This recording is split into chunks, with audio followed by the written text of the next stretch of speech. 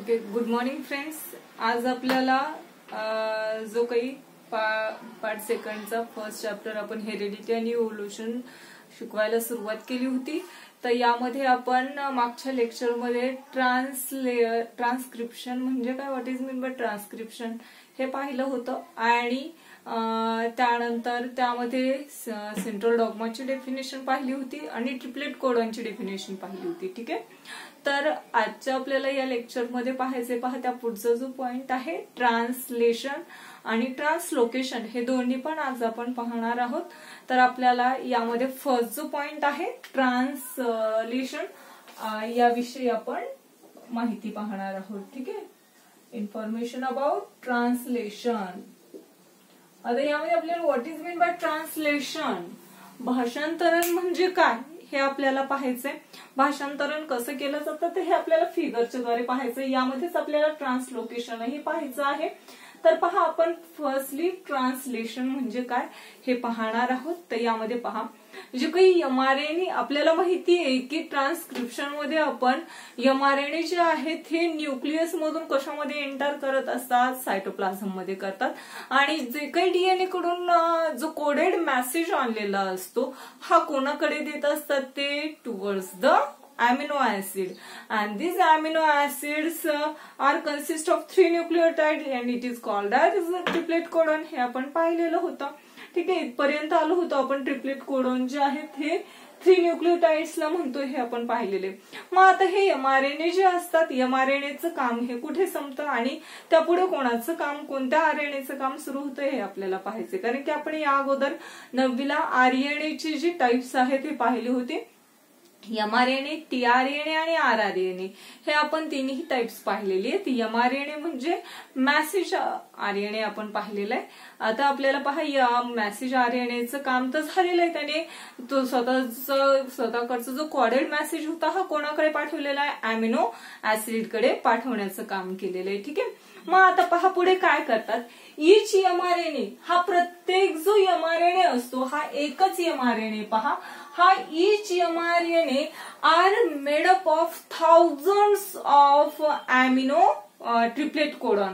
Sorry, कशाचं तयार झालेलं आहे, thousands of triplet codon. Each mRNA म्हणजे प्रत्येक, आता हा एकच एमआरएनए आहे आणि हा प्रत्येक एमआरएनए मध्ये किती कोडॉन असतात, ट्रिपलेट कोडॉन असतात, थाउजंड्स म्हणजे हजारो काय असतात रे, ट्रिपलेट कोडॉन्स असतात. Triplet codon. Each mRNA have thousands of triplet codon म्हणजे एका एमआरएनए मध्ये हजारो आपल्याला ट्रिपलेट कोडॉन दिसून येत असतात. And then as per the message of mRNA, amino acids are supply by the tRNA. आता हे जे काही मेसेज कोणाकडे पाठवलेला आहे रे, एमआरएनए कोणाकडे पाठवलेला आहे, अॅमिनो ऍसिड कडे. मग हे अॅमिनो ऍसिड जे असतात, यावरचे अॅमिनो ऍसिड, तर तो मेसेज कोणाकडे पाठवतात, ट्रान्सफर टू द टीआरएनए. जे काही अॅमिनो ऍसिड जे असतात तर हे अॅमिनो ऍसिड स्वतःकडचा जो मेसेज आहे हा कोणाकडे ट्रान्सफर करतात, ट्रान्सफर टू द टीआरएनए. हे काय आहेत बरं, टीआरएनए आहेत. मग आता टीआरएनए कडे ट्रान्सफर केल्याच्या नंतर as for this purpose tRNA has anticodon. मग हा हेतू साध्य करण्यासाठी टीआरएनए वरती काय असतात रे, अँटीकोडॉन्स असतात. जसं की कशावरती, एमआरएनए वरती काय असतात रे, कोडॉन असतात की नाही, ट्रिपलेट कोडॉन. हे कशावरती असतात, एमआरएनए वरती काय असतात, कोडॉन्स असतात. तसंच टीआरएनए वरती काय असतात, अँटीकोडॉन असतात. काय असतात, अँटीकोडॉन. आलंय लक्षात, काय सांगितलं, tRNA has anticodon having complementary sequence to the mRNA codon on mRNA and this is called translation. आणि यालाच आपल्याला काय म्हणायचंय, ट्रान्सलेशन असे म्हणतात. तुम्हाला डेफिनेशन लक्षात येईल पहा. As per the message of tRNA, for this purpose tRNA has a anticodon having complementary sequence to the codon on mRNA. This is called translation. Definition एकदा लिहून घेऊ पहा आपण. As per the sequence of per the message, as per the message of tRNA, as per the message of tRNA. For this purpose,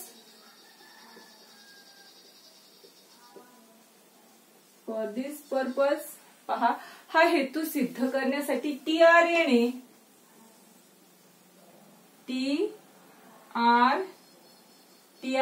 has anticodon.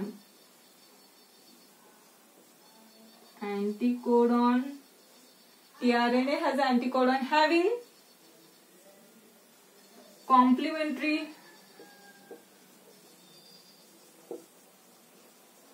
sequence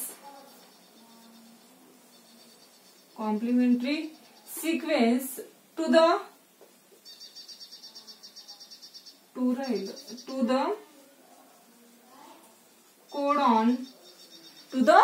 codon on mRNA. Codon on mRNA is called translation. याला आपल्याला काय म्हणायचंय? Translation असं म्हणतात. ठीक आहे. दिस amino acid. Then पहा, ट्रान्सलेशनची तर डेफिनेशन आपण पाहिली. जे काही जसे mRNA वरती कोडॉन असतात तसंच tRNA वरती काय असतात? अँटीकोडॉन असतात.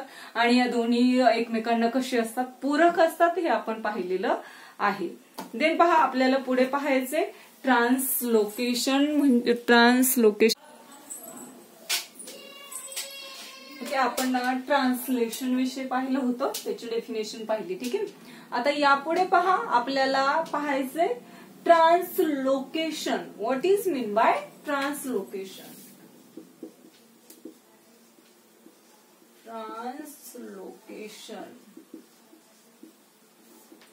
ट्रान्सलोकेशन म्हणजे स्थानांतरण होत असतं. मग आता हे स्थानांतरण कसं होतं हे आपल्याला पाहायचंय. ठीक आहे. पहा, आता जे काही अमिनो ऍसिड्स असतात, amino acids brought in the tRNA are bonded together by peptide bond. पहा, आता हे जे काही अमिनो ऍसिड्स असतात, tRNA मध्ये जे अमिनो ऍसिड जे आहेत, हे अमिनो ऍसिड कोणत्या बंधाने बॉन्डेड म्हणजे काय? बंध. तर हे कोणत्या बंधाने जोडलेली असतात रे? त्याला कोणता बॉन्ड म्हणायचंय आपल्याला? Peptide bond. कोणता आहे? Peptide bond. पेप्टाइड बॉन्डने काय झालेले असतात? हे बांधले गेलेले असतात. आलंय लक्षात? जे काही काय सांगितलंय? Amino acid brought bye tRNA bonded bye peptide bond. कशाने व कोणत्या बंधाने tRNA ला जोडलेली असतात? पेप्टाइड बॉन्डने जोडलेली असतात. लक्षात ठेवायचे. देन पहा, ड्युरिंग दिस प्रोसेस, मग ही पूर्ण प्रक्रिया चाललेली असते तेव्हा पहा, the ribosomes keeps moving from one to another end of mRNA. मग आता या ठिकाणी हे जे तुम्हाला रायबोसोम्स दिसत आहेत, तर हे रायबोसोम्स जे आहेत ते मूव्ह करतात. मूव्ह म्हणजे काय? फिरत असतात. कुठून कुठे? One end to the other end of mRNA. म्हणजे mRNAच्या एका टोकापासून ते दुसऱ्या टोकापर्यंत हे रायबोसोम्स जे असतात, रायबोसोम्स हे काय होत असतात? मूव्ह करताना म्हणजे फिरताना आपल्याला दिसून येत असतात. To the one another to other end by the कशाने? Distance of one triplet codon. कसे फिरत असतात हे? ट्रिपलेट कोडॉन म्हणजे एक ट्रिपलेट कोडॉन धरून हे काय करत असतात? mRNA मध्ये one end to the other end म्हणजे एका टोकाकडून दुसऱ्या टोकाकडे फिरताना आपल्याला दिसून येतात. आणि त्यालाच आपल्याला काय म्हणायचे? ट्रान्सलोकेशन असं म्हणतात. पहा, डेफिनेशन काय पाहायची आपल्याला? ट्रान्सलोकेशनची डेफिनेशन आहे, the amino acid brought by the tRNA are bonded with peptide bond and then पहा पुढे आपल्याला काय सांगितलं, peptide bond with the help of RNA. हे कशाच्या मदतीने केलं जातं रे? बॉन्डेड जे केलं जाते हे कशाच्या मदतीने करतात? RNAच्या मदतीने करतात. अँड ड्युरिंग दिस प्रोसेस, मग ही जी प्रक्रिया जेव्हा चालू असते तेव्हा काय होतं, जे काही रायबोसोम्स असतात, ribosomes keep moving one end of mRNA to the other end of mRNA through each one triplet codon. आणि हे कसे फिरत असतात? The distance of one triplet codon, म्हणजे एक ट्रिपलेट कोडॉनच्या डिस्टन्सने हे one end to the other end, एका टोकाकडून दुसऱ्या टोकाकडे जाताना आपल्याला दिसून येतात. आणि त्यांना आपल्याला काय म्हणायचंय? ट्रान्सलोकेशन असं म्हणतात. त्याची डेफिनेशन लिहिता येईल पहा. काय लिहिता येईल? The ribosomes keep moving, the ribosomes keeps moving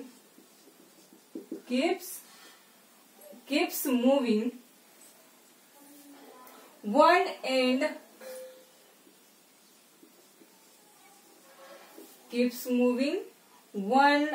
end of mRNA, one end of mRNA to other ends. पुढे आपल्याला काय सांगता येईल? other ends by the distance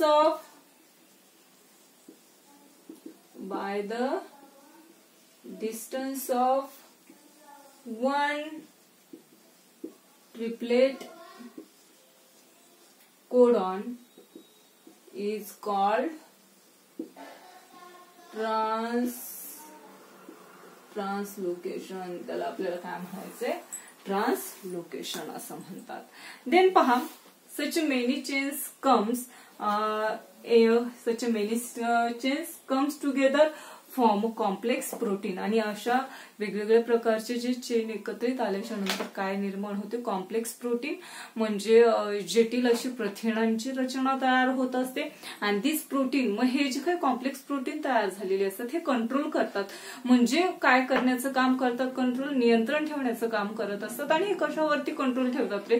the control of various function in the body of living organisms and their appearance too. कशावरती control करतात? म्हणजे सजीवांच्या वेगवेगळ्या शरीरातील वेगवेगळ्या भागांवरती हे कॉम्प्लेक्स प्रोटीन कंट्रोल म्हणजे नियंत्रण ठेवण्याचं काम करत असतात. अँड अपीअरन्स टू म्हणजे त्यांच्या स्वरूपाचंही नियंत्रण ठेवत असतात. एवढं लक्षात आलं असेल तुमच्या ट्रान्सलेशन आणि ट्रान्सलोकेशन. ठीक आहे, तर आपल्याला त्या पुढे पाहायचंय. पहा आता mutation. What is mean by mutation? म्युटेशनची डेफिनेशन पाहायची आहे. तर त्या अगोदर थोडंसं आपण पाहू काय सांगितलंय ते. Living organism can produce new individual like themselves due to the genes only and some of these genes are transmitted to the next generation without any changes. आपल्याला माहिती पहा, लिव्हिंग ऑर्गॅनिझम्स जे असतात तर ते कोणासारखं रे? न्यू इंडिव्हिज्युअल्स निर्माण करतात. Produce new individuals from themselves, म्हणजे स्वतः सारखाच एक नवीन सजीव काय करत असत? सजीव जे आहेत हे निर्माण करत असतात. कशाद्वारे? थ्रू द जीन्स ओनली, म्हणजे जनुकांच्या माध्यमामधून. देन पहा, सम ऑफ दिस जीन्स, परंतु त्यामधले काही जे जीन्स असतात, जनुके जे असतात, are transmitted to the next generation. त्यामधले काही जे जीन्स असतात विदाउट चेंजेस, म्हणजे त्यामध्ये कोणताही बदल न होता हे कोणाकडे पाठवली जातात? नेक्स्ट जनरेशन, म्हणजे पुढच्या पिढीकडे पाठवली जातात. म्हणजे माझ्यामधली जी काही जीन्स असतात, जनुके जे आहेत, यामध्ये काही जीन्समध्ये, जनुकांमध्ये काहीही न बदल होता ते कोणामध्ये जाणार? लहान, जे काही माझी पुढची पिढी असेल, लहान मुलं वगैरे असतील तर त्यांच्यामध्ये काय होत असतात? माझी मुलं जी असतील, लहान मुले, त्यांच्यामध्ये काय होतात? अशी काहीही चेंजेस न होता अशी जीन्स त्यांच्यामध्ये ट्रान्सफर केली जातात. म्हणजे आपली ही काय झाली? पुढची पिढी झाली. आलंय लक्षात? म्हणजे तुमच्या माता पित्याकडून काही जे जीन्स असतात हे कोणामध्ये आलेले असतात? तुमच्यामध्ये आलेले असतात, परंतु त्या जीन्समध्ये कोणताही बदल झालेला नसतो. Without changing. देन पहा, without changes due to this, यामुळे some of characters of parents are transmitted to their offspring. त्यामुळेच काही पालकांची जे काही कॅरेक्टर वैशिष्ट्ये जे असतात हे कोणामध्ये आलेली असतात? त्यांच्या ऑफस्प्रिंग म्हणजे अपत्यांमध्ये आलेली असतात. And however sometimes sudden changes are occurs from this genes. काही वेळेला ते जनुकांमध्ये अचानक असे काय होतात, बदल घडून आलेले असतात. लक्षात ठेवायचे. काही वेळेला काय होतं, sometimes sudden changes occur in those genes. काही वेळेला त्या जनुकांमध्ये अचानक बदल घडून येत असतात. अँड समटाइम्स आणि काही वेळेला पहा, any nucleotide of genes changes its position that occurs that cause a minor change which nothing but a mutation. परंतु काही वेळेला पहा, न्यूक्लियोटाइड ऑफ जीन चेंजेस म्हणजे जे काही न्यूक्लियोटाइड मध्ये जे जीन्स असतात तर त्यामध्ये जनुके जे असतात तर त्यांच्या पोझिशन म्हणजे काय, स्थानामध्ये काय होत नाही, बदल होत असतो. परंतु हा बदल जो असतो हा कसा असतो रे, कॉज अ मायनर चेंज म्हणजे खूपच कमी असा बदल असतो आणि त्यालाच आपल्याला काय म्हणायचंय, नथिंग बट द म्युटेशन म्हणजे उत्परिवर्तन असे म्हणतात. म्हणजे जे न्यूक्लियोटाइड मध्ये जीन्स असतात त्यामध्ये चेंज होतो, परंतु हा कसा चेंज होत असतो, जीन्स मध्ये मायनर चेंज असतो, खूपच कमी असा बदल असतो आणि त्यालाच आपल्याला काय म्हणायचंय, म्युटेशन असं म्हणतात. म्हणजे उत्परिवर्तन असं आपण म्हणू शकतो. देन पहा, some mutations may be minor but some mutations are in majors or considerable. काही जे म्युटेशन उत्परिवर्तन जे असतात हे कसे असतात, मायनर असतात म्हणजे खूपच कमी असतात, आपण ते ओळखूही शकत नाही. परंतु काही जे म्युटेशन्स असतात हे कसे असतात, कन्सिडरेबल असतात म्हणजे आपल्याला ते सहजासहजी काय होऊ शकतात, लगेचच्या लगेच दिसू शकतात. मग त्याचे एक्झाम्पलही आपल्याला सांगता येऊ शकतं. पहा, mutation may cause the genetic disorder like sickle cell anaemia. म्हणजे जे म्युटेशन्स आहे सिकल सेल अॅनिमिया जो की माता पित्याला असेल तर तो कोणाकडे येतो, त्यांच्या ऑफस्प्रिंग म्हणजे पाल्यामध्ये येत असतो. हे आपण 9वीला पाहिलेलं आहे सिकल सेल अॅनिमियाचं, सर्वांनी पाहिलेलं असेल सिकल सेल अॅनिमियाचं. त्याचे जे काही रेमेडीज आहेत ते पण आपण पाहिलेली होती, त्यावरती काय उपाय करायचे हे पण आपण पाहिलेलं होतं, सर्वांच्या लक्षात असेल सिकल सेल अॅनिमियाचं.